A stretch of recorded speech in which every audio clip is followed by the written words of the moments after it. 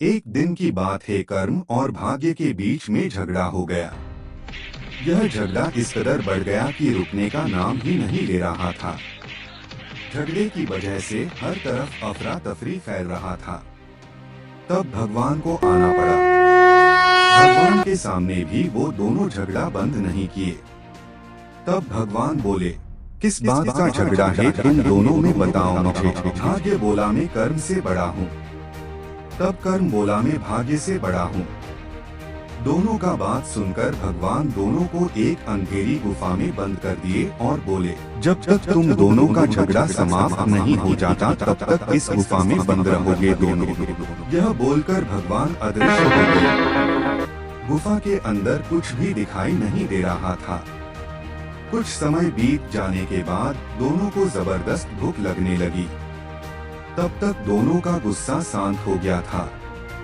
तब दोनों के बीच बातचीत शुरू हुई।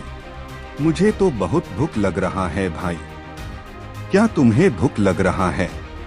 हाँ भाई, मुझे भी बहुत भूख लग रहा है, पर क्या करें, कुछ दिखाई नहीं दे रहा है। चलो कुछ खाने को ढूंढते हैं। मैं नहीं ढूंढूंगा, मेरे भाग्य में लिखा होगा तो मुझे अवश्य खाना मिलेगा। भाई, मेहनत करोगे तो फल मिलेगा। मैं तो ढूंढने चला। फिर कर्म ने गुफा के चारों ओर इधर उधर ढूंढने लगा। भाग्य यह सब देखकर मन ही मन प्रसन्न हो रहा था।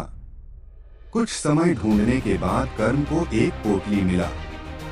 उस पोटली के अंदर चना था। कर्म बहुत खुश हुआ और चना खाने लगा। चना खा के कर्म का भूख मिट गया। भाग्य को बहुत भूख लग रहा था, लेकिन वो कर्म से चना मांग नहीं रहा था। चना मांगने से वो छोटा हो जाएगा, इसलिए वो चुपचाप बैठा था।